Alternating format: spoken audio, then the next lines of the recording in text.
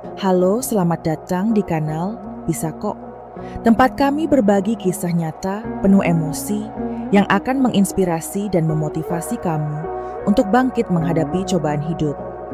Hari ini, kita akan mendengarkan sebuah cerita yang pahit, namun syarat kekuatan. Seorang istri dan anaknya diusir dari rumah oleh sang suami sendiri demi memberi tempat kepada wanita selingkuhannya. Apakah sang istri akan menyerah atau justru bangkit membangun hidup baru? Jangan lewatkan ceritanya. Jika kisah ini menyentuh hati kamu, jangan lupa like, share, dan subscribe kanal Bisa Kok agar kamu tidak ketinggalan cerita-cerita inspiratif lainnya. Halo, selamat datang di kanal Bisa Kok, tempat kami berbagi kisah nyata penuh emosi yang akan menginspirasi dan memotivasi kamu untuk bangkit menghadapi cobaan hidup. Hari ini kita akan mendengarkan sebuah cerita yang pahit, namun syarat kekuatan. Seorang istri dan anaknya diusir dari rumah oleh sang suami sendiri demi memberi tempat kepada wanita selingkuhannya. Apakah sang istri akan menyerah atau justru bangkit membangun hidup baru? Jangan lewatkan ceritanya. Jika kisah ini menyentuh hati kamu, jangan lupa like, share, dan subscribe kanal Bisa Kok agar kamu tidak ketinggalan cerita-cerita inspiratif lainnya. Mari kita mulai. Namaku Sinta, seorang wanita berusia 32 tahun yang dulunya percaya bahwa pernikahan adalah ikatan suci yang akan bertahan seumur hidup. Aku menikah dengan Raka ketika aku berusia 24, dan pada saat itu aku merasa bahwa aku adalah wanita paling beruntung di dunia. Raka adalah pria yang baik, penuh perhatian, dan tampak mencintai aku dengan sepenuh hatinya. Kami saling melengkapi, saling mendukung, dan aku selalu berpikir bahwa tidak ada badai apapun yang bisa mengguncang rumah tangga kami. Bersama kami membangun sebuah rumah sederhana, dan setelah 2 tahun menikah, Tuhan memberkahi kami dengan seorang putri kecil yang kami beri nama Arumi Cahaya dalam hidupku. Setiap pagi, aku bangun lebih awal untuk menyiapkan sarapan untuk suami dan anakku. Nah, aku suka melihat senyum Raka ketika ia duduk di meja makan bercanda dengan Arumi yang sedang belajar berbicara. Rasanya rumah kami penuh kehangatan tawa dan cinta. Aku percaya bahwa Raka juga merasakan hal yang sama, karena ia sering menggenggam tanganku sambil berkata bahwa aku adalah segalanya baginya. Bahkan ketika kami tidak punya banyak uang, kami selalu berusaha saling menguatkan. Aku membantu keuangan keluarga dengan berjualan online dari rumah, sementara Raka bekerja di kantor kecil sebagai staf administrasi. Kami tidak kaya, tapi kami cukup bahagia. Ada kalanya aku merasa lelah, terutama ketika Arumi mulai tumbuh dan membutuhkan lebih banyak perhatian. Tapi setiap kali aku melihat Raka pulang membawa sekotak kecil jajanan untuk Arumi, hatiku luluh. Aku pikir ini adalah kebahagiaan sederhana yang tidak bisa dibeli dengan uang. Aku tidak pernah menuntut Raka untuk menjadi suami yang sempurna. Aku hanya ingin dia tetap setia, tetap menjadi pria yang dulu aku cintai. Setiap malam, kami berbincang di kamar tidur tentang mimpi-mimpi kecil kami, tentang rencana membawa Arumi ke kebun binatang akhir pekan nanti, atau sekadar menghabiskan waktu bersama di taman dekat rumah. Aku selalu percaya bahwa rumah tangga kami kuat, bahwa cinta kami mampu mengatasi apapun. Kadang aku bahkan merasa bersalah jika aku mencurigai hal kecil dari Raka. Pernah suatu kali, aku menemukan pesan singkat di ponselnya dari rekan kerjanya seorang perempuan. Tapi Raka segera meyakinkanku bahwa itu hanya urusan pekerjaan. Aku memaafkan dan memilih percaya. Karena bukankah fondasi dari pernikahan adalah kepercayaan? Setiap kali aku merasa cemas, aku akan memeluk Arumi dan berkata pada diriku sendiri bahwa aku harus tetap kuat demi keluarga kecilku. Alam intersors teman kan ada jarak yang mulai tumbuh di antara kami. Raka mulai sering pulang larut malam dengan alasan lembur atau rapat mendadak. Wajahnya semakin sering terlihat lelah, tapi ketika aku tanya, ia hanya menjawab singkat dan kemudian berlalu menuju kamar mandi. Aku mencoba untuk tidak berpikir negatif, tapi hatiku mulai resah. Aku mencoba menyibukkan diri dengan pekerjaan rumah, dengan Arumi, dengan daganganku. Tapi di malam hari, ketika aku sendirian di ranjang sementara, Raka tertidur pulas, atau bahkan masih di luar, aku merasakan kekosongan yang tidak bisa aku jelaskan. Kadang aku berpikir, mungkin ini hanya fase dalam pernikahan. Setiap pasangan pasti akan melewati masa-masa sulit, masa di mana kita diuji kesabaran dan pengorbanan. Aku mencoba bicara dengan Raka, mengajaknya untuk makan malam bersama hanya berdua, tapi ia selalu menolak dengan alasan sibuk. Aku melihat matanya mulai kehilangan sinar yang dulu selalu berbinar saat memandangku. Aku merasa kehilangan, tapi aku tetap bertahan, berharap badai ini akan segera berlalu. Sampai pada suatu hari, aku menemukan sesuatu yang membuat dadaku serasa ditusuk ribuan jarum. Ketika aku sedang mencuci pakaian, aku menemukan sehelai sapu tangan perempuan yang tidak aku kenal di saku celana Raka. Hati kecilku berteriak, tapi bibirku bungkam. Aku menunggu hingga malam, dan ketika Raka pulang, aku memberanikan diri bertanya. Namun alih-alih merasa bersalah, Raka malah marah menuduhku, terlalu mencurigai, terlalu posesif. Malam itu, kami bertengkar hebat untuk pertama kalinya dalam pernikahan kami. Aku menangis dalam diam. Arumi yang sebelum kecil terbounce, Spruskwa sambil bertaris juga. Aku semandang anakku yang polos dan hatiku hancur. Aku mulai sadar, mungkin selama ini aku terlalu sibuk menyangkal kenyataan. Mungkin aku tidak mau mengakui bahwa Raka telah berubah, bahwa ada sesuatu atau seseorang yang telah mengambil tempatku di hatinya. Tapi aku tetap mencoba bertahan, karena aku percaya demi anak kami, aku tidak boleh menyerah. Aku mengucap sebelum mengajak Raka Sobo bicara lagi, mencoba memperbaiki keadaan, tapi dia semakin menjauh. Kadang dia tidak pulang, kadang dia pulang dalam keadaan mabuk, dan semakin sering dia bersikap kasar padaku. Aku mulai merasa seperti orang asing di rumahku sendiri. Setiap kali aku mencoba mendekat Raka, malah mendorongku menjauh. Dia tidak lagi memperhatikan Arumi, bahkan kadang membentaknya ketika anak kecil itu hanya ingin memeluk ayahnya. Aku tidak tahu harus berbuat apa. Aku merasa terjebak sendirian, tidak punya siapa-siapa untuk aku ajak bicara. Orang tuaku tinggal jauh di kampung. Aku tidak ingin membuat mereka khawatir. Aku hanya bisa menangis dalam diam, memeluk Arumi. Erat-erat setiap malam, berharap Tuhan akan menunjukkan jalan. Hari demi hari berlalu, dan aku semakin merasa bahwa pernikahan kami hanya tinggal nama. Aku mulai mempertimbangkan untuk pergi, tapi aku tidak punya pekerjaan. Tetap tidak punya tabungan yang cukup. Aku takut tidak bisa menghidupi anakku. Aku terus berdoa, memohon kekuatan, berharap ada keajaiban yang bisa menyelamatkan keluargaku. Namun aku tidak tahu bahwa badai yang lebih besar sedang menunggu di depan. Itulah awal dari perjalanan pahitku, perjalanan yang akan mengajarkanku banyak hal tentang cinta pengkhianatan, kekuatan, dan kebangkitan.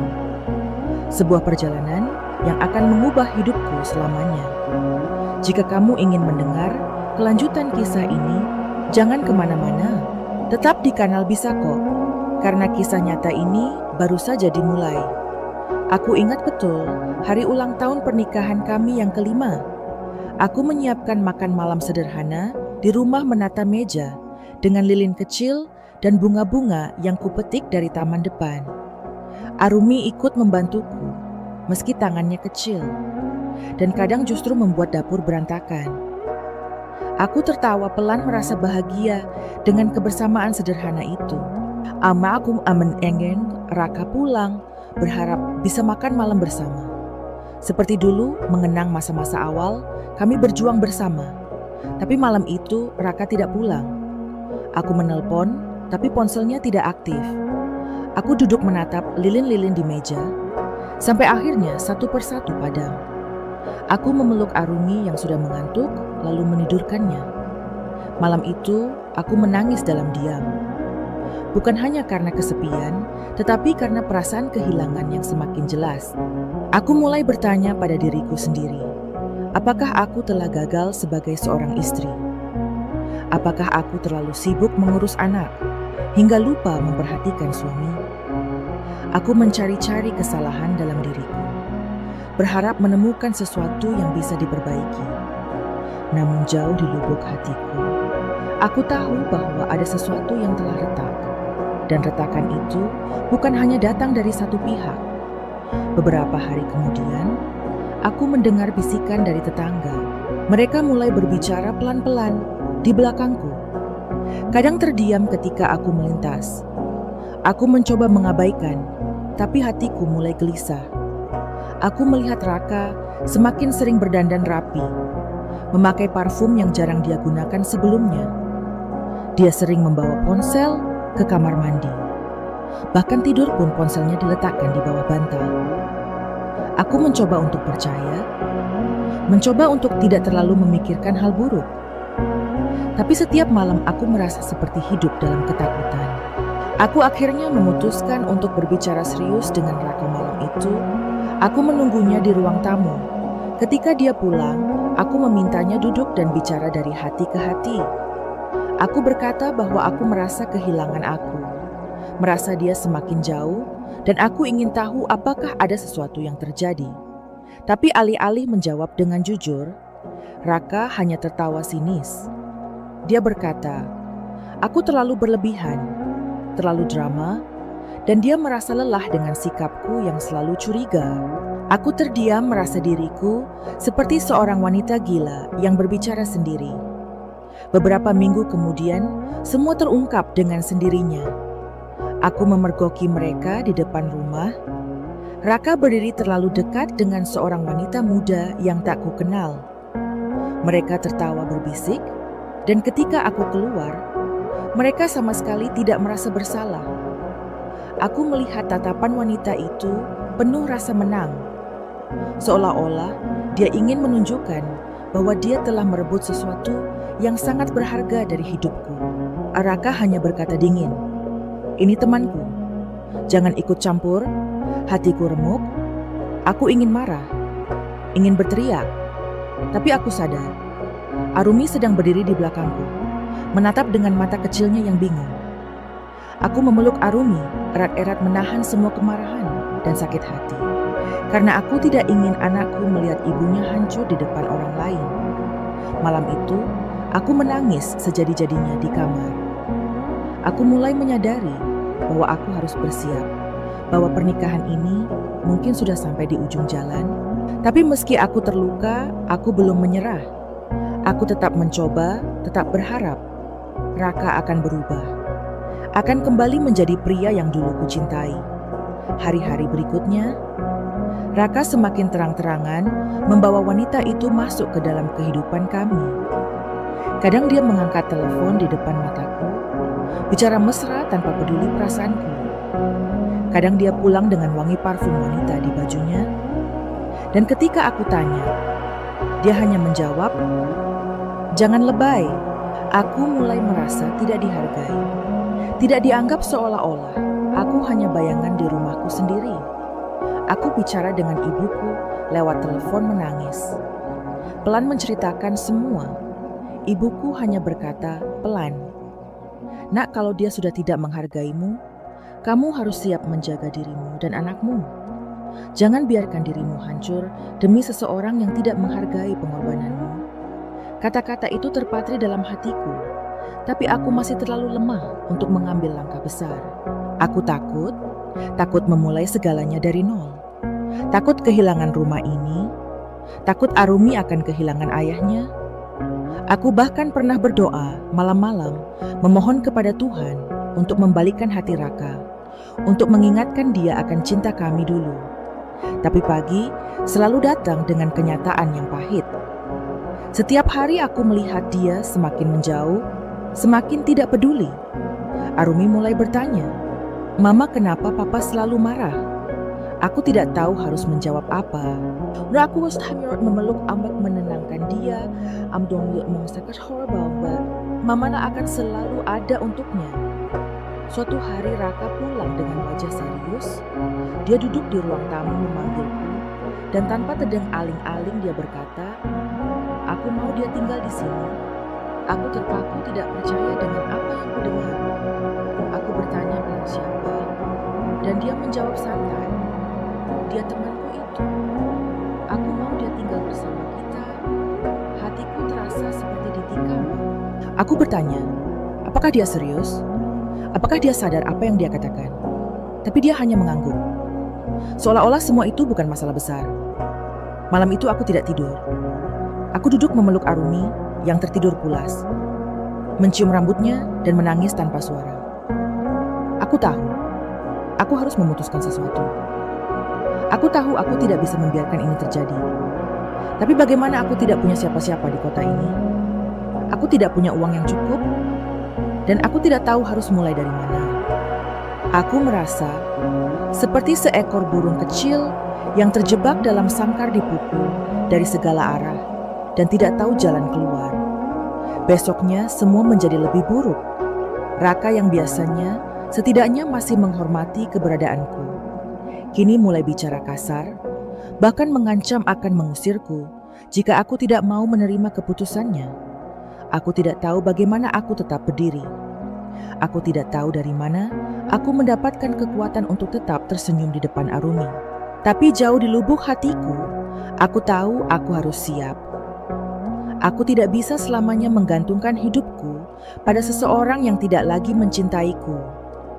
Dan disinilah aku sekarang berdiri di ambang pintu rumahku sendiri, memeluk Arumi erat-erat menatap koper kecil yang sudah kupersiapkan Raka, berdiri di belakangku. Wajahnya dingin memandangku seperti aku, ini orang asing. Aku menghela napas panjang, mencium kening anakku, dan melangkah keluar meninggalkan rumah yang dulu kupikir akan menjadi tempat kami menua bersama hatiku hancur. Tapi aku tahu, ini bukanlah akhir dari segalanya. Jika kamu ingin mendengar bagaimana aku bangkit kembali, bagaimana aku membangun hidupku dari nol, tetaplah di kanal. Bisa kok. Aku akan menceritakan semuanya langkah demi langkah. Bagaimana seorang wanita terluka menemukan kekuatannya kembali. Ketika aku melangkahkan kaki keluar dari rumah itu, membawa Arumi yang memeluk erat leherku. Aku tahu di dalam hatiku bahwa aku baru saja menutup satu babak besar dalam hidupku. Namun, aku tidak menyangka bahwa babak baru yang menunggu di depan ternyata jauh lebih berat dari yang kubayangkan. Hari-hari berlalu begitu cepat, dan setiap malam ketika aku memandang langit dari kamar kontrakan kecil yang kupinjam sementara dari seorang teman lama, aku masih sering bertanya-tanya bagaimana semuanya bisa berakhir seperti ini. Apa salahku? Apa yang kurang dariku? Aku kembali mengingat titik awal semuanya berubah. Awalnya hanya firasat perasaan tidak nyaman yang sulit dijelaskan. Raka mulai sering menghindari tatapan mataku. Dan bahkan di meja makan, dia lebih banyak menatap layar ponselnya daripada mendengarkan cerita Arumi yang ceria tentang kegiatan di sekolah. Dia mulai sering pergi pagi-pagi sekali dan pulang sangat larut malam. Ketika aku bertanya, jawabannya selalu sama pekerjaan, menumpuk klien mendadak rapat penting. Aku mencoba percaya, mencoba memahami, karena aku tahu mencari nafkah bukan hal mudah. Namun, perlahan-lahan firasat itu semakin kuat. Aku mulai mendapati aroma parfum asing, di bajunya aroma yang tidak pernah kupakai. Aku menemukan kwitansi makan malam di restoran mahal, padahal dia bilang sedang lembur di kantor. Bahkan suatu hari, aku menemukan bekas lipstik samar di kerah kemejanya. Hatiku berteriak keras tetapi lidahku keluh. Aku tidak tahu harus memulai percakapan dari mana. Tidak tahu bagaimana menghadapi kenyataan yang mulai membayangi pikiranku setiap hari. Aku memutuskan untuk mengamati lebih dulu. Aku mencoba memperhatikan kebiasaannya, memeriksa nada bicara dan gerak-geriknya, berharap mungkin aku hanya berprasangka buruk. Namun semakin aku memperhatikan, semakin jelas perubahan itu. Raka yang dulu selalu menyapa Arumi sebelum tidur kini bahkan tidak mau menengok anaknya. Dia yang dulu selalu mengecup keningku sebelum berangkat kerja kini hanya berlalu dingin, seperti aku tidak ada. Aku merasa diriku mengecil di matanya, seperti bayangan yang tidak berarti apa-apa. Puncaknya terjadi ketika aku melihatnya bersama seorang wanita muda di sebuah kafe. Aku tidak sengaja lewat di sana, hendak membeli beberapa kebutuhan rumah tangga. Aku berhenti mendadak ketika melihat sosok Raka tertawa kecil sambil meraih tangan wanita itu di seberang meja. Wanita itu tampak cantik, modis dengan senyuman yang seakan menertawakanku dari kejauhan. Meski dia mungkin tidak tahu siapa aku. Hatiku hancur seketika. Aku berdiri mematung cukup lama sebelum akhirnya aku berbalik dan pulang dengan langkah gontai malam itu. Untuk pertama kalinya, aku benar-benar merasa kehilangan. Bukan hanya kehilangan suami, tetapi kehilangan harapan, kehilangan impian, kehilangan keyakinanku terhadap keluarga yang selama ini kuperjuangkan dengan sepenuh hati. Aku menangis semalaman memeluk Arumi yang tidak mengerti apa-apa. Anak kecil itu hanya memelukku balik, menyeka air mataku dengan tangan mungilnya dan bertanya, "Mama, kenapa sedih?" Hatiku semakin remuk dan aku hanya bisa berkata, "Tidak apa-apa, sayang Mama hanya lelah." Keesokan harinya, aku mencoba bicara baik-baik dengan Raka. Aku ingin mendengar langsung dari mulutnya. Ingin mendengar. Apakah dia benar-benar sudah tidak mencintaiku lagi? Tapi begitu aku membuka pembicaraan Raka, malah marah. Dia bilang, aku terlalu mencurigai, terlalu mengekang, terlalu sensitif. Dia menuduhku tidak pernah puas, padahal selama ini aku selalu mencoba mengerti. Pertengkaran kami malam itu semakin memanas. Dan untuk pertama kalinya dalam pernikahan kami, Raka membentakku dengan suara keras membuat Arumi menangis ketakutan. Aku tahu ada sesuatu yang sudah benar-benar rusak di antara kami. Beberapa hari berikutnya, Raka semakin jarang pulang. Aku mendengar dari tetangga bahwa dia sering terlihat pergi bersama wanita muda itu. Bahkan kadang menginap di apartemen pusat kota gosip, mulai menyebar dan aku tidak bisa menghentikannya. Setiap kali aku keluar rumah, aku merasa seperti semua mata memandangku dengan tatapan kasihan atau mencibir. Aku merasa sendirian, terjebak dalam dunia yang perlahan runtuh. Aku kembali menghubungi ibuku di kampung, mencoba mencari nasihat. Ibuku hanya bisa menangis bersamaku di telepon, berkata bahwa dia selalu mendoakan aku. Aku tahu, aku tidak bisa berharap banyak, karena kondisi orang tuaku juga tidak mudah.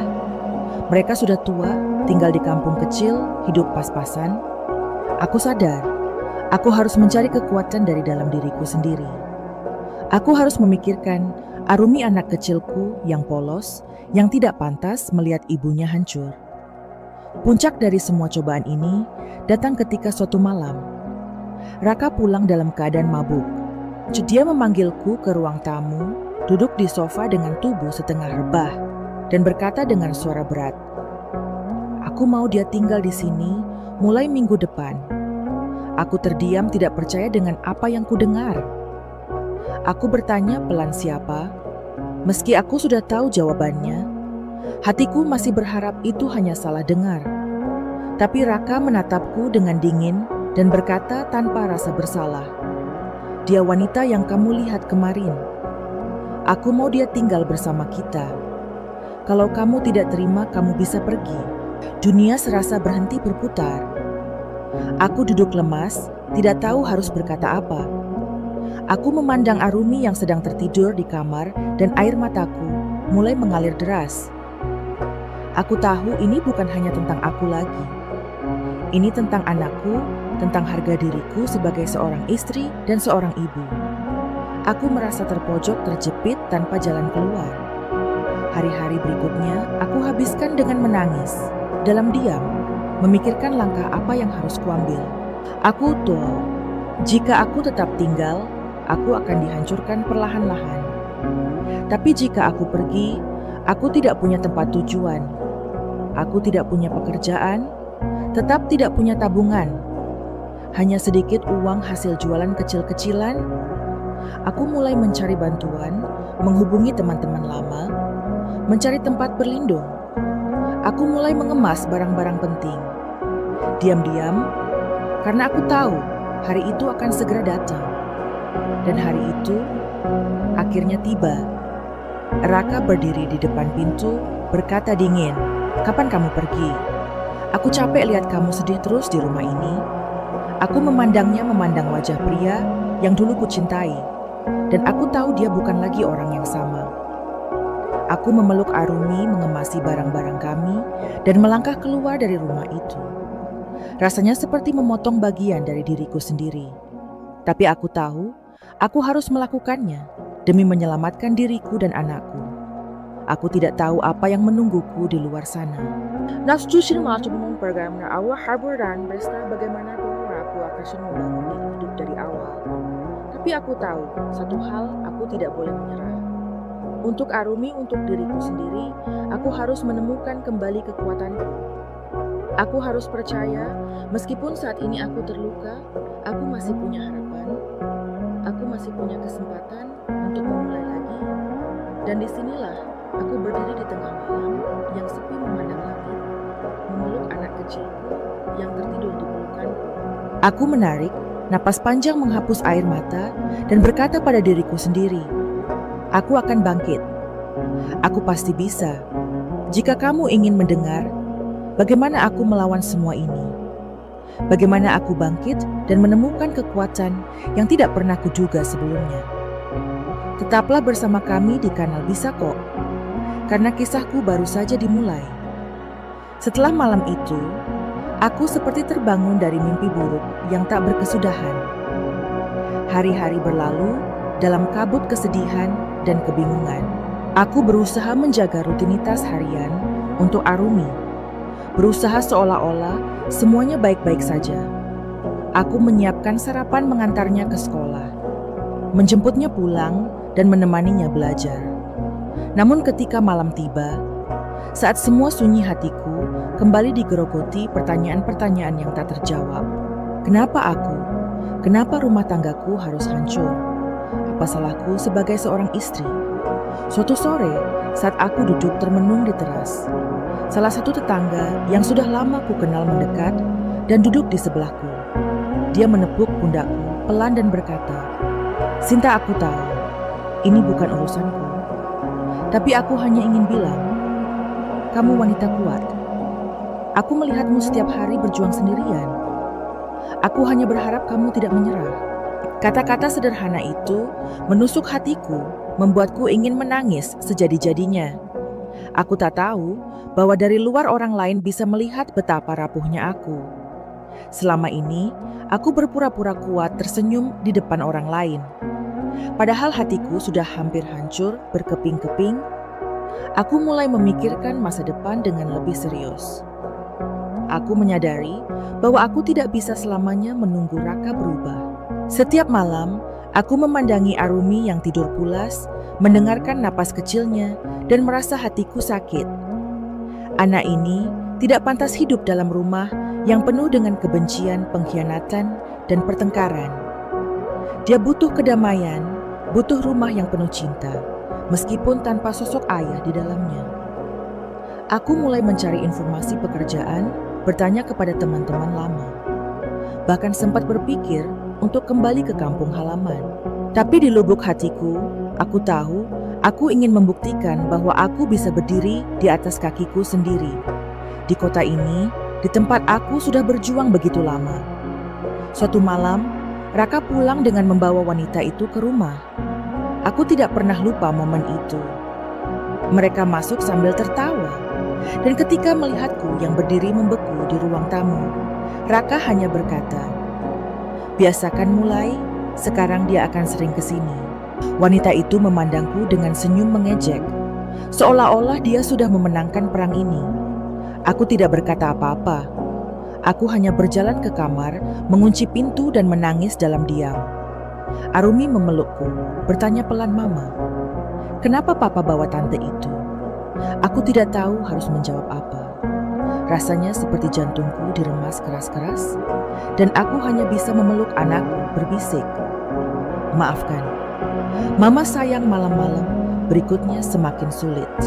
Raka mulai terang-terangan, bersikap kasar, mulai tidak memberikan uang belanja. Bahkan kadang mengusirku dari ruang tamu ketika dia ingin menghabiskan waktu dengan wanita itu. Aku benar-benar merasa seperti orang asing di rumahku sendiri. Aku mulai tidur bersama Arumi di kamar kecil, sementara mereka berdua menguasai ruang tamu dapur, bahkan halaman depan. Aku tidak tahu bagaimana aku tetap berdiri, bagaimana aku tetap memasak, mencuci, dan membersihkan rumah itu. Mungkin karena aku tahu aku harus bertahan, setidaknya sampai aku menemukan tempat baru untuk pergi. Suatu pagi ketika aku sedang menyapu halaman, wanita itu keluar sambil membawa cangkir kopi. Dia berdiri di depan pintu, memandangku dari atas ke bawah dan berkata, "Sinta, kamu tahu kan, kamu cuma numpang di sini. Cepat atau lambat, kamu harus pergi." Kata-katanya menusuk telingaku seperti pisau tajam. Aku mengeraskan hati, menunduk dan melanjutkan menyapu. Ya, aku cuma ingin mempersedang masalah. Tapi di dalam hatiku, aku tahu, aku harus segera mengambil keputusan. Aku tidak bisa membiarkan diriku diinjak-injak seperti ini selamanya. Aku mulai mengumpulkan barang-barang perlahan-lahan, memasukkannya ke dalam koper kecil. Aku mulai menabung dari hasil jualan online yang sedikit-sedikit masih bisa kulakukan. Aku juga mulai menghubungi teman-teman lama, mencari tempat untuk aku. Dan Arumi tinggal sementara. Setiap malam aku memandangi anakku yang tidur mencium keningnya dan berdoa, "Tuhan, beri aku kekuatan." Aku tidak tahu harus kemana, tapi aku tahu aku tidak bisa tinggal di sini lebih lama. Suatu malam, Raka akhirnya mengucapkan kata-kata yang selama ini kutakutkan. Dengan dingin, dia berkata, "Sinta, aku sudah tidak bisa hidup denganmu. Kalau kamu mau silakan pergi. Aku akan urus anak. Kalau kamu mau tinggalkan dia di sini." Aku tertegun, hatiku seperti berhenti berdetak. Meninggalkan anakku? Tidak, itu tidak mungkin. Aku lebih memilih kehilangan segalanya daripada harus menyerahkan Arumi.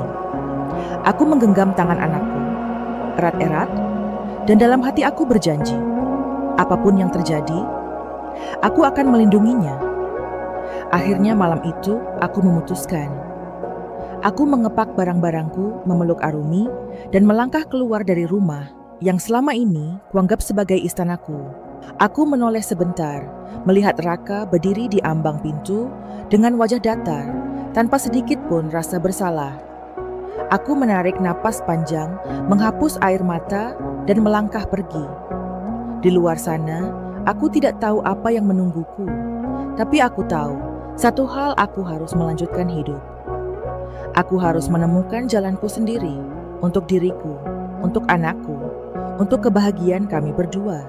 Jangan kamu main ingin mendengar bagaimana aku memulai hidup baru, bagaimana aku bangkit dari keterpurukan, dan bagaimana takdir akhirnya berbalik.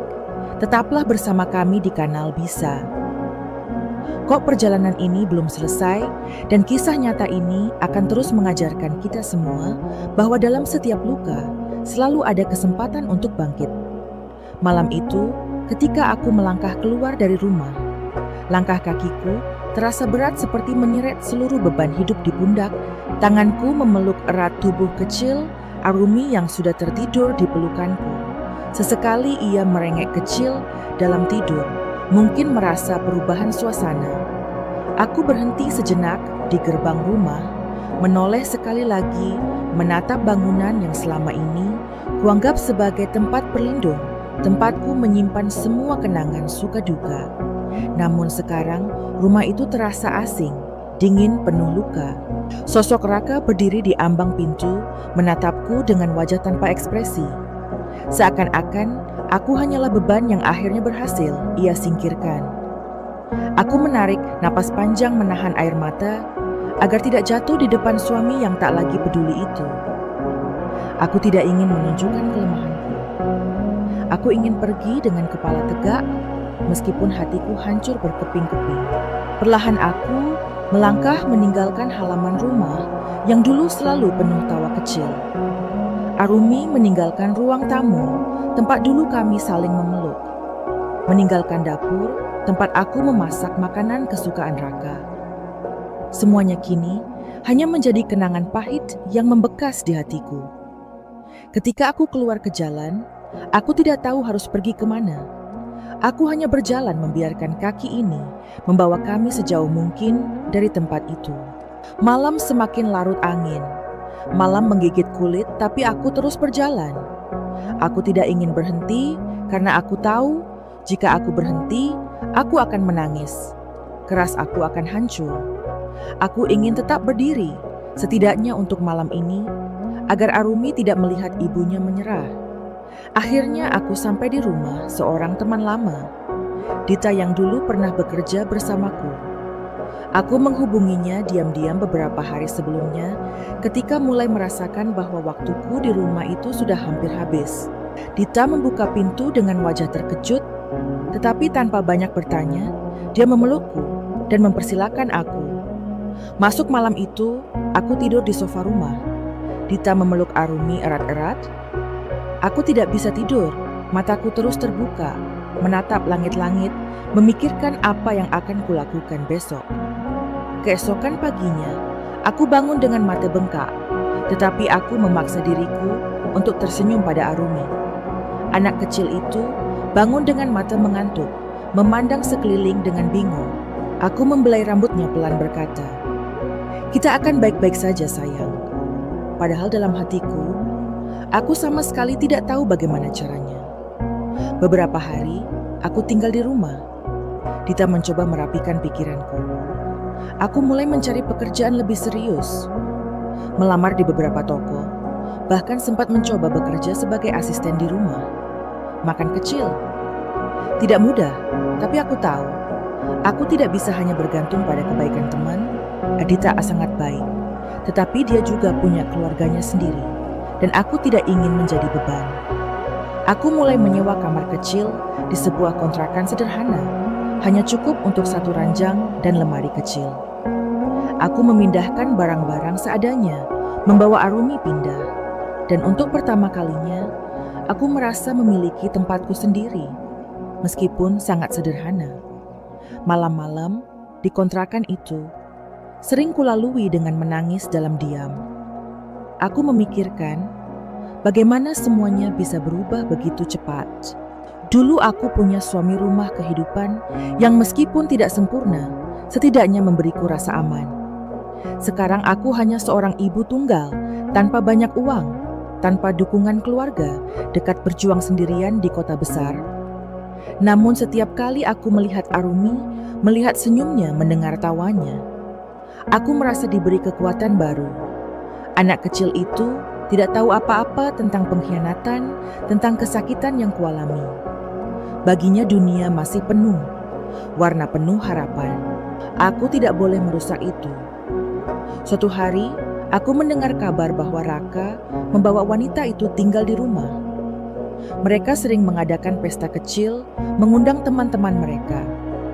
Sementara aku di sini sibuk menghitung setiap rupiah untuk membayar sewa kontrakan dan membeli makanan. Awalnya aku marah, merasa tidak adil, merasa ingin membalas. Tapi perlahan-lahan aku menyadari tidak ada gunanya menyimpan dendam. Aku punya jalan sendiri, sekarang aku punya hidup yang harus kubangun dari nol. Aku mulai belajar untuk melepaskan, meskipun setiap hari rasanya seperti mencabik-cabik hatiku. Aku mulai menemukan ritme hidup baru. Pagi-pagi, aku bangun menyiapkan sarapan sederhana untuk Arumi mengantarnya ke sekolah, lalu pergi bekerja.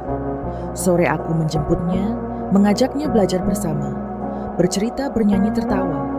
malamnya aku akan menemaninya, tidur menciumnya di kening, dan mengucapkan doa dalam hati, agar aku diberi kekuatan menghadapi hari esok. Perlahan-lahan aku mulai merasa lebih kuat, namun aku tidak bisa memungkiri bahwa masih ada hari-hari di mana aku merasa sangat rapuh. Kadang aku menangis di kamar mandi, kadang aku merasa ingin menyerah, kadang aku merasa dunia ini terlalu berat. Tapi setiap kali aku melihat Arumi, aku tahu aku harus terus berjalan. Aku ingin menjadi teladan untuk anakku, menunjukkan bahwa meskipun hidup tidak selalu adil, kita selalu punya pilihan untuk bangkit.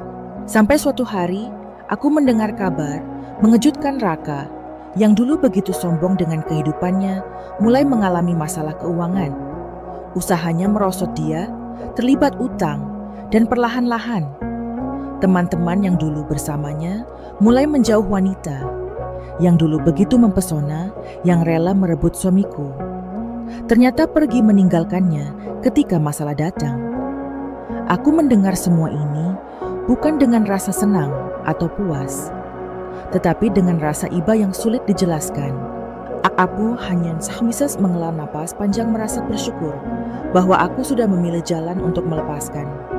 Suatu sore Raka datang mencariku. Dia berdiri di depan kontrakan kecilku. Wajahnya kusut, tubuhnya lebih kurus, matanya sayu. Aku tertegun melihatnya, tidak menyangka dia akan datang setelah semua yang terjadi. Dia bicara pelan, meminta maaf, berkata bahwa dia ingin memperbaiki segalanya. Aku memandangnya lama, mencoba merasakan apakah hatiku masih memiliki ruang untuknya. Namun yang aku rasakan hanya ketenangan. Aku tidak lagi marah, tidak lagi membenci, tetapi aku juga tidak lagi mencintai. Aku hanya berkata pelan, "Aku sudah memaafkanmu, tapi jalanku sekarang berbeda." Aku menutup pintu dengan tenang, memeluk Arumi yang berdiri di belakangku, dan merasa bahwa untuk pertama kalinya dalam hidup aku benar-benar bebas.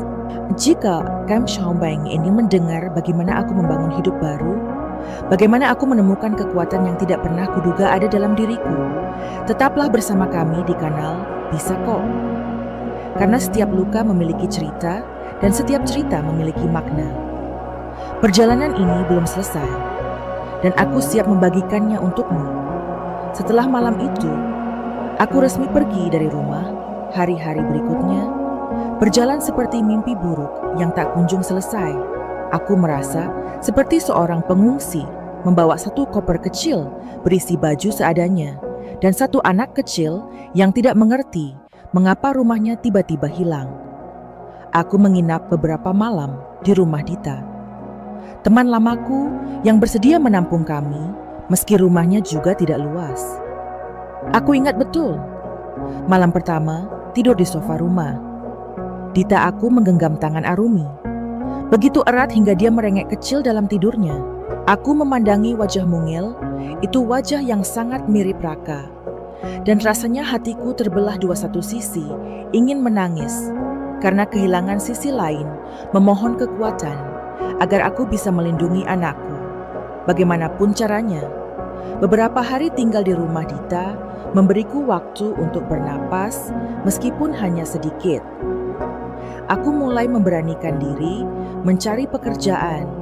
Tidak bisa lagi mengandalkan jualan online kecil-kecilan yang selama ini hanya cukup untuk tambahan uang belanja. Aku mulai mendatangi toko-toko, menawarkan diri sebagai penjaga kasir pelayan kafe, bahkan sempat melamar sebagai asisten rumah tangga. Setiap penolakan seperti tamparan keras mengingatkanku bahwa hidup di kota besar tidak mudah, apalagi sebagai ibu tunggal tanpa pengalaman kerja tetap. Selama itu aku masih sering memikirkan Raka. Aku tidak bisa memungkiri, meskipun dia sudah menyakitiku begitu, dalam hatiku masih menyimpan luka-luka yang belum sembuh. Aku sering bertanya-tanya, apakah dia menyesal? Apakah dia mencari aku dan Arumi? Apakah dia memikirkan kami barang sedikit saja? Namun semakin lama, aku mulai menyadari memikirkan dia hanyalah menyiksa diriku sendiri. Aku mulai berlatih untuk melepaskan, untuk fokus pada langkah kecil ke depan. Daripada menatap bayangan masa lalu yang menghantuiku. Malam-malam di kamar kontrakan sederhana, itu sering kulalui dengan menangis. Pelan takut membangunkan Arumi, aku memikirkan bagaimana aku akan membayar sewa bulan depan. Bagaimana aku akan memenuhi kebutuhan sekolah Arumi. Bagaimana aku akan menghidupi kami berdua jika terus-menerus ditolak pekerjaan. Namun, di balik ketakutan itu, selalu ada satu suara kecil dalam hati yang memaksaku untuk bangkit. Suara Arumi yang memanggil Mama dengan polos, dengan senyum yang penuh kepercayaan, seolah-olah dia yakin ibunya adalah orang paling hebat di dunia. Aku tidak bisa mengecewakan anak ini. Aku tidak bisa menyerah.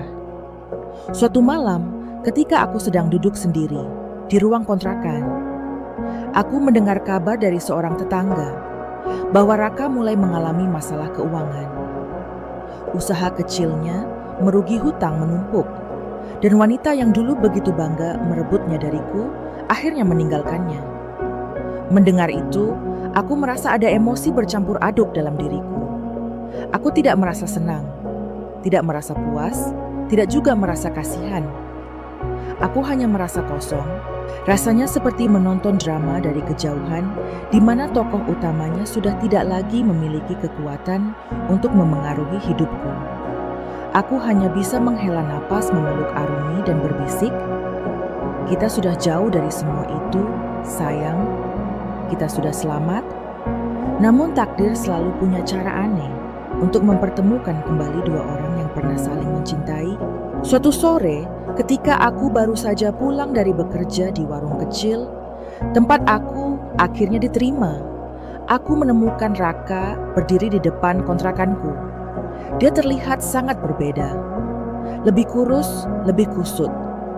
Matanya cekung dan ada keremukan yang sulit disembunyikan di balik senyumnya yang memohon. Aku berdiri terpaku, tidak tahu harus berkata apa. Untuk beberapa detik, semua ingatan pahit menyerbu kembali malam-malam saat dia pulang dengan aroma parfum asing. Malam-malam saat dia membentakku di depan Arumi. Malam saat dia memintaku pergi tanpa sedikit pun rasa bersalah. Raka berbicara pelan, nyaris berbisik. Dia berkata bahwa dia menyesal, bahwa dia salah memilih, bahwa dia ingin memperbaiki semua. Aku menatapnya lama, mencoba mencari sisa-sisa cinta di hatiku. Tapi yang kutemukan hanyalah ketenangan. Bukan karena aku membencinya sebenarnya, tapi karena aku sudah terlalu lelah untuk berharap. Aku berkata dengan suara tenang, "Raka, aku sudah memaafkanmu, tapi jalanku sekarang berbeda. Aku sudah punya hidupku sendiri." Aku melihat matanya berkaca-kaca, tapi aku tahu ini adalah keputusan yang benar. Aku menutup pintu perlahan, memeluk Arumi, dan untuk pertama kalinya, aku merasa benar-benar bebas dari bayangan masa lalu. Malam itu, aku duduk di samping tempat tidur, memandangi anakku yang tertidur pulas.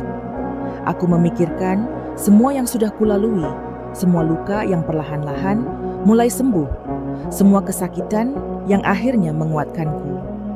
Aku tahu perjalanan ini masih panjang, masih banyak tantangan yang akan datang. Tapi aku juga tahu satu hal, aku sudah bukan lagi wanita yang sama. Aku bukan lagi Sinta yang hanya hidup dalam bayang-bayang suami. Bukan lagi Sinta yang takut ditinggalkan. Bukan lagi Sinta yang merasa hidupnya hancur tanpa cinta seorang pria. Sekarang, aku adalah Sinta yang berdiri di atas kakinya sendiri, yang belajar mencintai dirinya sendiri, yang belajar menjadi ibu, sekaligus ayah, bagi anak kecil yang menjadi segalanya bagiku. Jika kamu ingin mendengar bagaimana aku menemukan kekuatan baru, bagaimana aku membangun kembali hidupku dari nol, dan bagaimana aku akhirnya bisa memaafkan diriku sendiri, jangan pergi kemana-mana. Tetap bersama kami di kanal Bisa Kok, karena kisahku masih belum selesai, dan aku percaya setiap orang yang terluka selalu bisa menemukan jalan untuk bangkit, asalkan dia percaya pada dirinya sendiri. Sejujurnya Manfiesu berlalu setelah pertemuan tak terdu dan dengan neraka di depan kontrakan kecilku. dan hidupku perlahan-lahan menemukan ritmenya sendiri. Aku bekerja dari pagi hingga sore di warung makan kecil sebagai asisten dapur, sementara Arumi bersekolah di dekat kontrakan. Meski penghasilan kami pas-pasan, aku merasa ada kelegaan aneh yang tak pernah kurasakan sebelumnya. Aku bebas, aku berdiri dengan kakiku sendiri.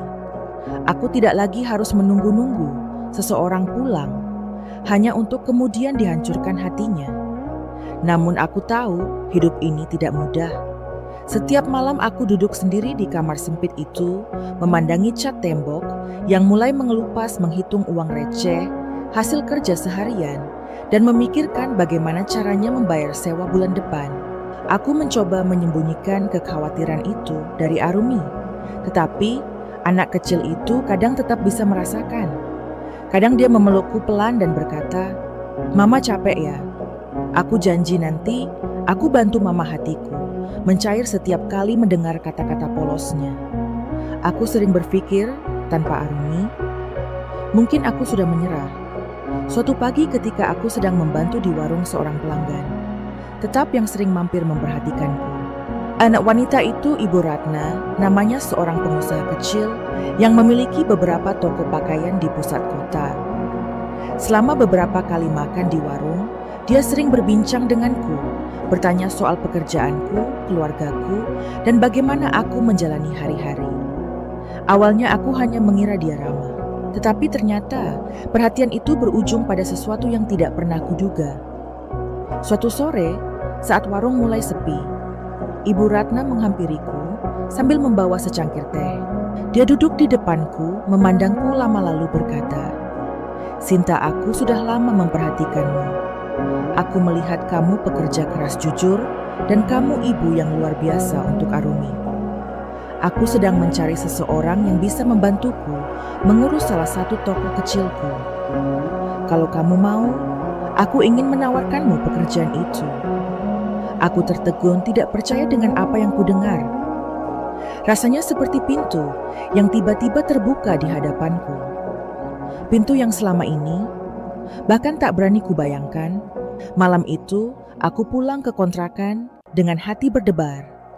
Aku memeluk Arumi, erat-erat menciumi pipinya dan berbisik, "Sayang, mungkin besok kita akan memulai hidup baru."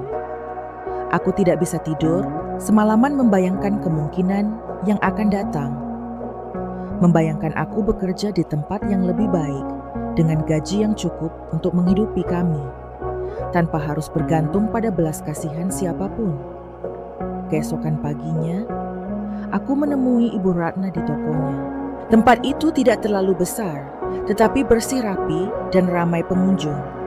Dia memperkenalkan aku pada beberapa pegawai lain, menunjukkan apa saja yang harus kulakukan, dan menjelaskan gaji serta tunjangan yang akan kuterima. Aku merasa seperti bermimpi. Untuk pertama kalinya dalam beberapa bulan, aku merasa ada harapan nyata. Ada jalan yang terbuka untuk masa depan yang lebih baik. Aku bekerja keras di toko, itu belajar dengan cepat, dan menunjukkan bahwa aku bisa dipercaya. Dalam waktu beberapa minggu, aku sudah dipercaya memegang kunci toko, mengurus kas, bahkan membantu memesan barang dari pemasok. Aku merasa hidupku mulai stabil perlahan, tapi pasti. Setiap kali aku pulang membawa gaji bulanan, aku memeluk Arumi erat-erat dan berkata, "Kita akan baik-baik saja, sayang." Mama janji. Anak kecil itu tertawa bahagia, dan aku merasa seluruh lelahku terbayar lunas. Bantuan dari Ibu Ratna bukan hanya soal pekerjaan. Dia John menjadi sosok yang sering memberiku nasihat, menyemangati. Bahkan kadang mengajakku makan bersama hanya untuk memastikan aku tidak merasa sendirian. Kadang dia datang ke kontrakan kecilku, membawa makanan atau pakaian untuk Arumi, berkata, "Ini rezeki, jangan ditolak." Aku sering menangis, diam-diam. Bukan karena sedih, tetapi karena terharu. Di dunia yang kejam, ternyata masih ada orang baik yang mau mengulurkan tangan tanpa pamrih. Aku mulai merasa percaya diri lagi. Aku mulai menabung sedikit demi sedikit. Membayangkan suatu hari bisa menyewa tempat yang lebih layak untuk Arumi. Aku juga mulai mendaftarkan Arumi ke kegiatan di sekolah, supaya dia bisa punya teman dan tidak merasa kesepian. Setiap malam, kami duduk bersama mengerjakan PR bercerita, bahkan kadang menonton acara televisi sederhana sambil tertawa bersama.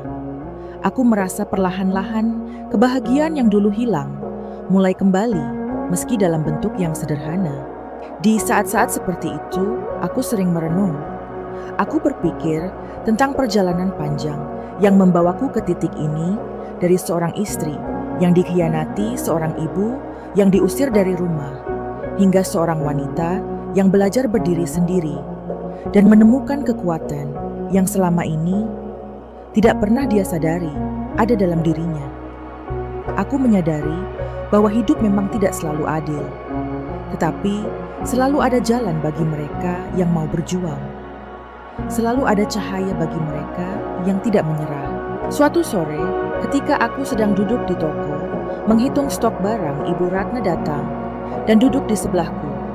Dia memandangku lama lalu berkata, "Pelan Sinta, kamu tahu nggak? Aku pernah ada di posisimu dulu. Ditinggal suami membawa anak kecil memulai semuanya dari nol. Aku tahu rasanya hancur. Rasanya sendirian, rasanya tidak punya siapa-siapa. Tapi lihat, aku sekarang. Aku ingin kamu percaya, kalau aku bisa, kamu juga bisa." Aku memandangnya, merasakan air mataku mulai mengalir tanpa bisa kubendung. Aku merasa seperti menemukan sosok ibu kedua seseorang yang benar-benar memahami luka yang kupikul. Sejak hari itu, semangatku semakin membara. Aku mulai menetapkan tujuan-tujuan kecil, menabung untuk kontrakan, baru menabung untuk pendidikan Arumi, bahkan suatu hari membuka usaha kecil sendiri. Aku ingin membuktikan pada diriku sendiri bahwa aku bukan lagi Sinta yang rapuh, bukan lagi wanita yang hanya bergantung pada cinta seorang pria. Aku adalah Sinta yang baru, yang kuat, yang bisa memberi Arumi kehidupan yang layak, yang bisa menghadapi dunia dengan kepala tegak. Malam-malamku tidak lagi penuh tangisan, tetapi penuh doa syukur. Aku memeluk Arumi sebelum tidur, mengucapkan terima kasih kepada Tuhan karena sudah mengirimkan orang-orang baik seperti Ibu Ratna ke dalam hidup kami. Aku tahu perjalanan kami masih panjang. Aku tahu masih banyak tantangan yang menunggu, tetapi untuk pertama kalinya dalam hidup aku, percaya bahwa aku mampu melewatinya. Aku percaya bahwa setiap luka yang kualami hanyalah bagian dari perjalanan untuk menjadikanku lebih kuat, lebih bijaksana, dan lebih siap menghadapi apapun yang akan datang. Jika kamu ingin tahu bagaimana aku akhirnya mencapai mimpiku, bagaimana aku menemukan kebahagiaan yang sesungguhnya, jangan kemana-mana. Sawas beramal di kanal Bisa Kok, karena kisah ini masih jauh dari selesai, dan aku ingin membagikan setiap pelajaran, setiap kekuatan, setiap cahaya yang kutemukan di sepanjang jalan. Karena aku percaya, jika aku bisa, kamu juga bisa. Bisa kok. Beberapa minggu setelah aku bekerja di toko milik Ibu Ratna, aku mulai merasakan perubahan nyata dalam hidupku. Setiap pagi, aku bangun lebih semangat. Tidak lagi dengan perasaan gelisah, seperti dulu ketika masih tinggal bersama Raka. Aku belajar mengatur waktu dengan lebih baik, menyiapkan sarapan untuk Arumi, mengantarnya ke sekolah, lalu berangkat bekerja. Saat sore tiba, aku menjemput Arumi dengan senyum lebar. Dan malam harinya, kami duduk bersama mengerjakan PR, membacakan cerita sebelum tidur, dan saling berbagi tawa kecil. Tentu saja perjalanan ini tidak selalu mulus. Ada hari-hari ketika aku merasa sangat lelah, ketika pelanggan di toko marah-marah, ketika stok barang tidak datang tepat waktu, atau ketika aku harus lembur mencatat keuangan toko. Namun setiap kali aku merasa ingin menyerah, aku memikirkan Arumi. Aku memikirkan senyumnya, tatapan matanya yang penuh. Harap caranya memelukku erat-erat dan berkata, "Mama hebat." Kata-kata sederhana itu menjadi bahan bakarku, menjadi alasan kenapa aku terus melangkah. Meskipun jalanan begitu terjal, hubunganku dengan Ibu Ratna juga semakin dekat. Dia tidak hanya menjadi atasan, tetapi juga seperti mentor sahabat, bahkan figur ibu bagiku. Dia sering memberiku nasihat mendorongku untuk berani bermimpi lebih besar. Suatu hari dia berkata, "Sinta, kamu gak harus selamanya kerja untuk orang lain. Kamu punya potensi. Aku lihat caramu bekerja, caramu menghadapi pelanggan, caramu mengatur barang, kamu punya bakat. Kenapa kamu yang gak mulai pikirkan untuk buka usaha sendiri suatu hari nanti?" Aku tertegun. Aku memang pernah bermimpi punya usaha sendiri. Tapi setelah semua yang terjadi, aku tidak pernah berani memikirkannya lagi. Namun mendengar orang lain percaya padaku, rasanya seperti menyalakan kembali api kecil yang hampir padam. Aku mulai menabung, lebih serius, memisahkan sebagian kecil dari gajiku setiap bulan.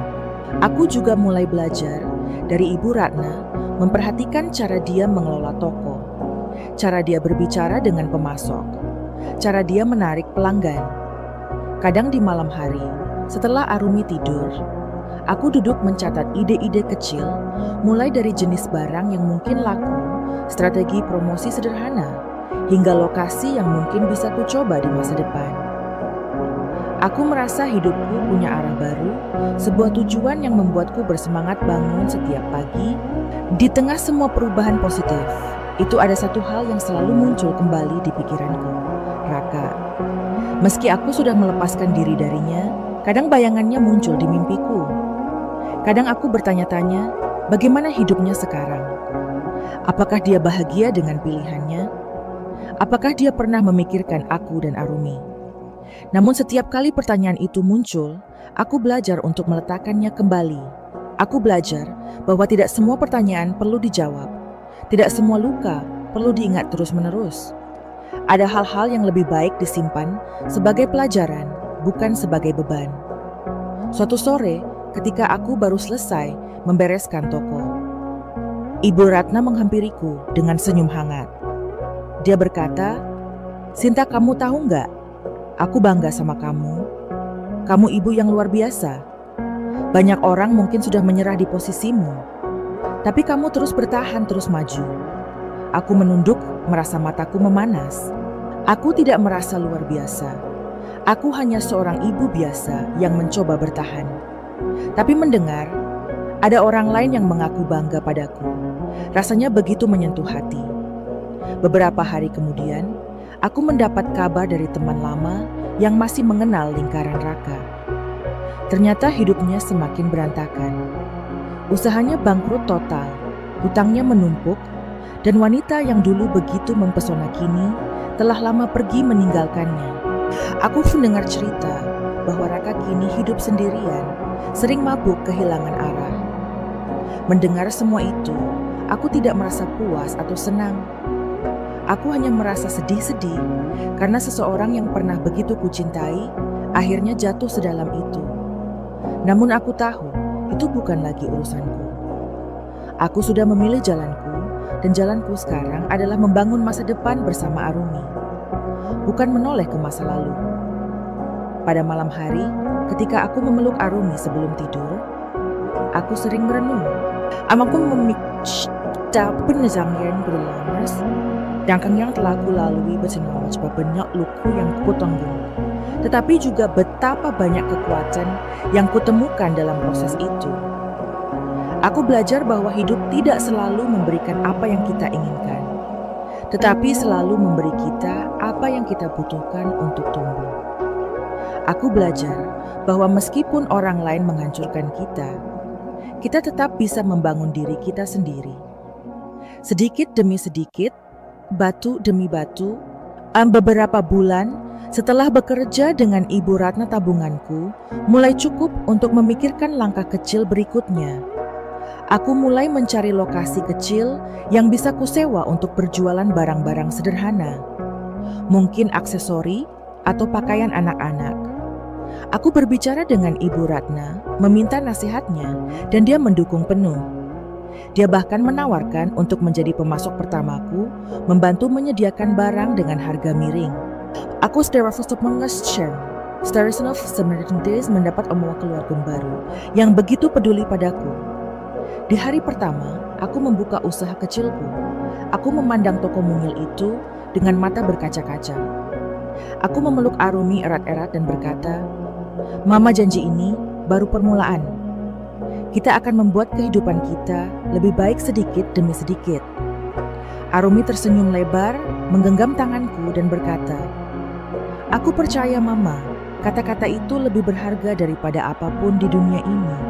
Malamnya, ketika aku duduk sendirian di toko membereskan barang-barang, sebelum pulang, aku memandangi langit malam yang penuh bintang. Aku menghela napas panjang, merasa damai, merasa penuh syukur. Aku tahu perjalanan ini masih panjang, masih banyak tantangan yang akan datang, tapi aku tidak takut. Aku sudah melewati badai terburuk dalam hidupku, dan aku tahu aku mampu melewati apapun yang akan datang. Aku belajar bahwa setiap bantuan yang datang bukan hanya untuk menyelamatkanku, tetapi untuk membuka mataku bahwa aku tidak pernah benar-benar sendirian. Selalu ada tangan-tangan baik yang siap mengulurkan bantuan. Selalu ada cahaya yang menunggu di ujung gelapnya. Jalan hari-hari berlalu dengan cepat sejak aku membuka usaha kecilku. Toko mungil itu, meskipun sederhana, menjadi simbol kekuatan dan kebangkitanku. Setiap pagi, aku membuka pintu dengan senyum lebar, menyapa pelanggan yang mulai mengenal wajahku. Dan setiap sore, aku menutup toko sambil merasa bangga karena mampu berdiri sendiri. Arumi selalu menjadi teman setiaku. Kadang dia membantuku merapikan rak. Kadang dia sibuk menggambar di pojok toko. Kadang dia hanya duduk dan bercerita tentang sekolahnya. Dia adalah cahaya dalam hidupku. Pengingat bahwa setiap luka yang kulalui tidak sia-sia, namun seperti yang sering terjadi dalam hidup masa lalu, selalu menemukan cara untuk mengetuk kembali. Suatu sore, ketika aku sedang membereskan kasir, aku melihat sosok yang sangat familiar berdiri di depan pintu toko Raka. Aku hampir tidak mengenalinya. Tubuhnya lebih kurus, wajahnya lebih tirus, rambutnya berantakan, dan pakaian yang dikenakannya lusuh jauh dari sosok rapi yang dulu selalu kucintai. Dia berdiri ragu-ragu, matanya mencari-cari sebelum akhirnya bertemu pandang denganku. Hatiku berdegup kencang, bukan karena cinta, tetapi karena semua kenangan pahit tiba-tiba menyerbu kembali. Untuk sesaat aku ingin lari, ingin menghindar, tapi aku menarik napas panjang, mencoba menguatkan diri. Aku tahu pada akhirnya aku harus menghadapi momen ini. Dengan langkah pelan Raka masuk ke dalam toko, mendekatiku, dan berbicara dengan suara yang hampir berbisik. "Sinta, boleh aku bicara sebentar?" Kami duduk di bangku kecil di sudut toko. Aku memandangnya lama, mencoba membaca apa yang ada di matanya. Dia mulai bercerita tentang bagaimana hidupnya hancur setelah aku pergi, bagaimana usahanya bangkrut, bagaimana wanita yang dulu dia banggakan meninggalkannya ketika dia jatuh miskin. Dia berkata bahwa dia kehilangan segalanya, termasuk dirinya sendiri. Dia menatapku dengan mata berkaca-kaca, berkata bahwa dia menyesal, bahwa dia ingin kembali, bahwa dia ingin memperbaiki semua. Aku mendengarkannya dengan tenang. Tidak ada kemarahan dalam hatiku, tidak ada dendam yang membara, hanya perasaan lega. Karena akhirnya aku bisa mendengar kata-kata itu. Kata-kata yang dulu begitu kucari-cari ketika aku terluka sendirian. Namun sekarang aku tahu jawabanku. Dengan suara pelan aku berkata, "Raka, aku sudah memaafkanmu. Aku sudah lama memaafkanmu. Bukan untukmu, tapi untuk diriku sendiri. Aku sudah berdamai dengan semua luka yang kamu tinggalkan. Tetapi aku udah berjalan terlalu jauh. Aku sudah membangun hidupku sendiri. Dan aku tidak akan kembali." Raka terdiam lama, menunduk menggenggam tangannya erat-erat. Aku melihat pundaknya bergetar pelan, mendengar isak kecil yang dia coba tahan. Aku merasa iba, tetapi aku juga tahu ini adalah keputusan yang harus aku pegang teguh. Aku menepuk pelan tangannya berkata, "Kita punya jalan masing-masing sekarang. Aku berharap kamu juga bisa bangkit, menemukan kembali siapa dirimu. Tapi aku sudah memilih jalanku." Aku berdiri memberinya waktu untuk menenangkan diri sebelum kembali ke Arumi yang sedang menungguku di belakang toko. Hari itu, aku pulang dengan perasaan campur aduk. Ada kesedihan, tentu saja, karena bagaimanapun juga, Raka pernah menjadi bagian besar dalam hidupku. Tapi ada juga perasaan lega, seolah-olah aku baru saja menutup satu pintu terakhir, yang selama ini masih setengah terbuka. Aku merasa bebas, merasa kuat, merasa siap untuk menghadapi apapun yang akan datang. Hari-hari berikutnya, aku kembali fokus pada usahaku. Toko kecilku mulai berkembang, pelangganku semakin banyak, dan aku mulai berani bermimpi lebih besar. Aku mulai merencanakan membuka cabang kecil di tempat lain, mulai berpikir untuk mengambil pegawai tambahan, mulai menyusun rencana masa depan yang lebih stabil untukku dan Arumi. Setiap malam aku memandangi anak kecil itu yang semakin besar, semakin cerdas, semakin penuh semangat, dan aku merasa hatiku penuh syukur. Aku tahu tanpa Arumi aku tidak akan sampai sejauh ini. Suatu hari saat kami duduk bersama di Taman Arumi, memelukku erat-erat dan berkata, "Mama, aku bangga sama Mama. Mama hebat sekali." Aku tersenyum memeluknya balik dan berkata, "Mama juga bangga sama kamu. Sayang kamu adalah alasan Mama kuat sampai hari ini." Kami tertawa bersama, menikmati sore yang hangat, menikmati kebersamaan yang begitu sederhana, tetapi begitu berarti. Aku menyadari perjalanan panjang ini telah mengajarkanku banyak hal. Aku belajar bahwa cinta sejati bukan hanya tentang memiliki seseorang, tetapi juga tentang mencintai diri sendiri. Aku belajar bahwa pengkhianatan, meskipun menyakitkan, bisa menjadi pintu menuju pertumbuhan. Aku belajar bahwa kekuatan seorang wanita tidak terletak pada siapa yang berdiri di sampingnya, tetapi pada siapa dirinya ketika dia berdiri sendirian. Aku tidak tahu apa yang terjadi pada Raka setelah itu. Kadang aku mendengar kabar bahwa dia mencoba memperbaiki hidupnya. Kadang aku mendengar dia masih terpuruk. Tapi aku tahu, satu hal itu bukan lagi tanggung jawabku. Aku sudah memberikan yang terbaik dalam pernikahan kami. Dulu aku sudah mencoba mempertahankan segalanya.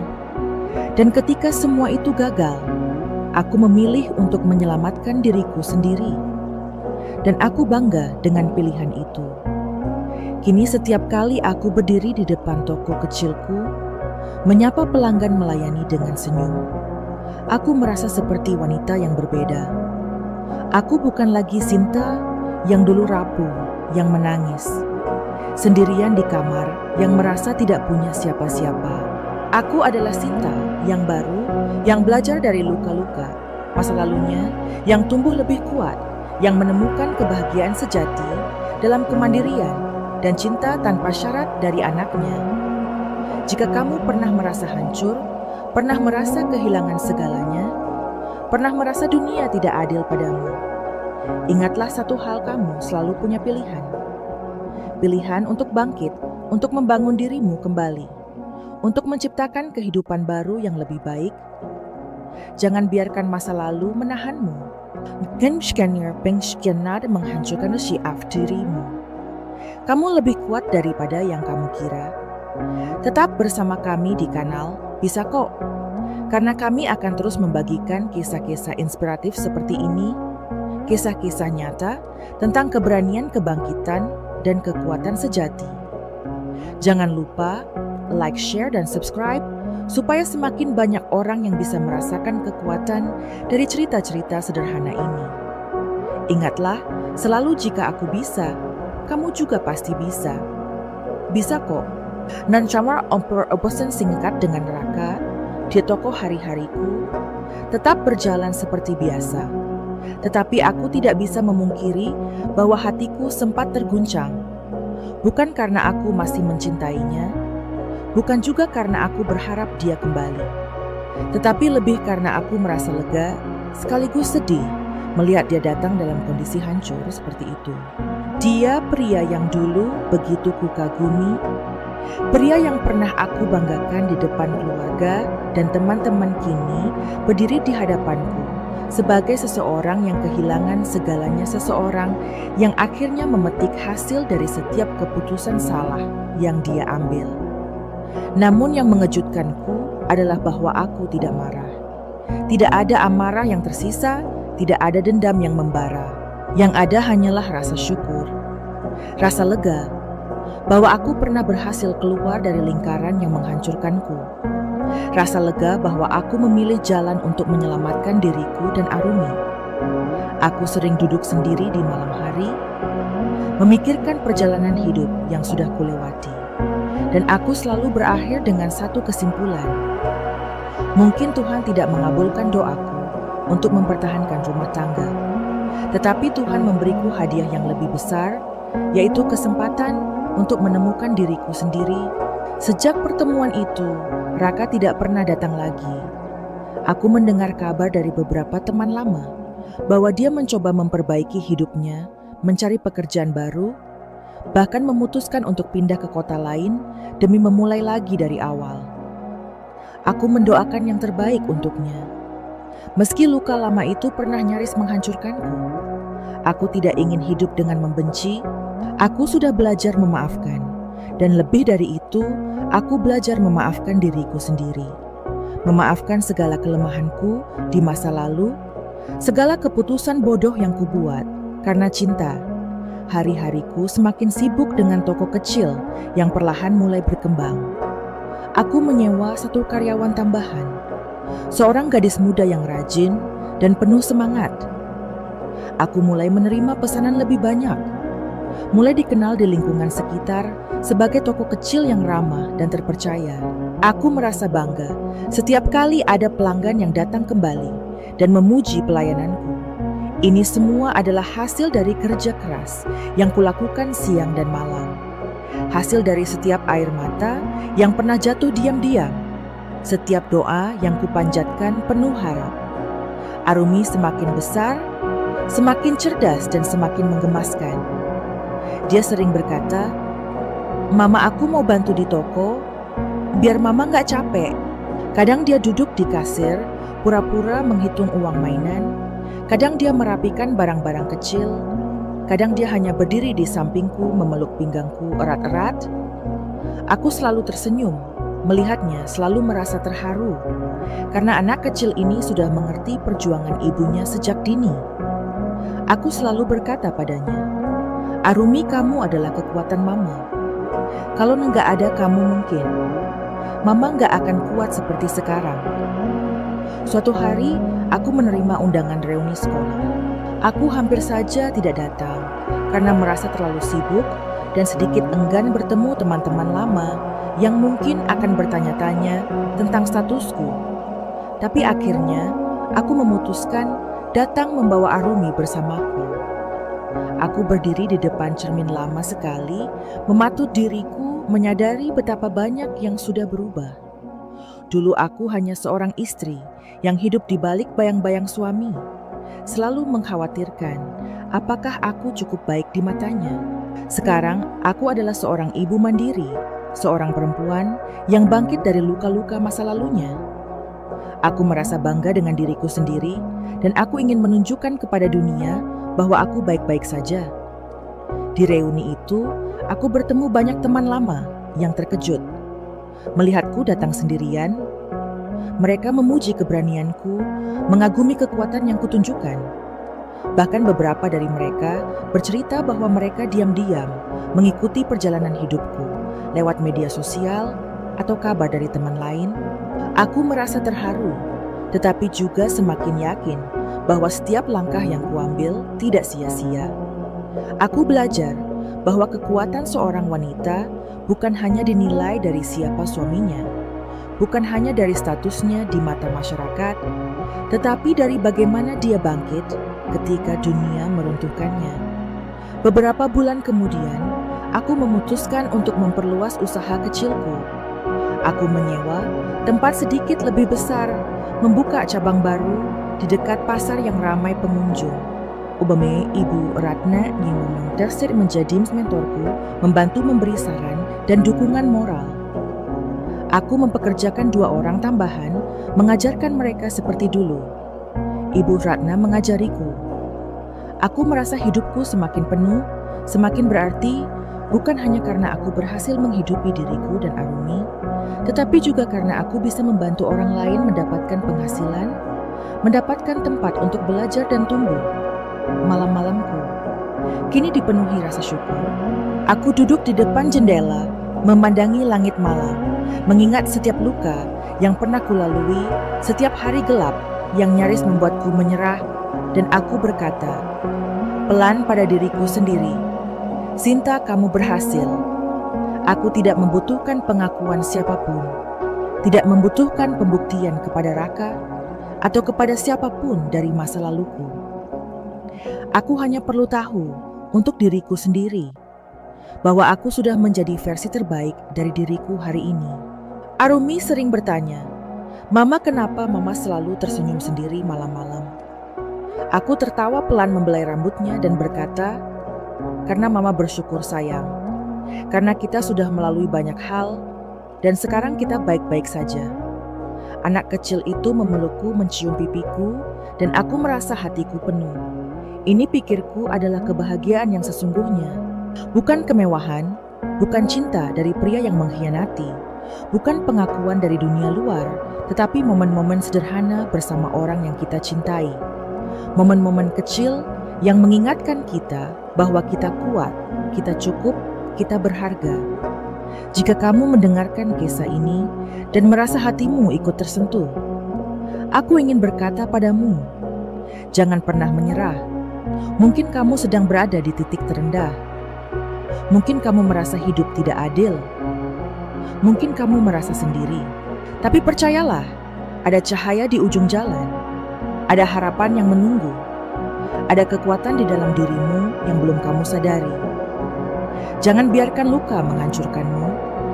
Biarkan luka itu menjadi pelajaran yang membentukmu, yang membuatmu semakin kuat, semakin tegar, semakin siap menghadapi apapun yang akan datang.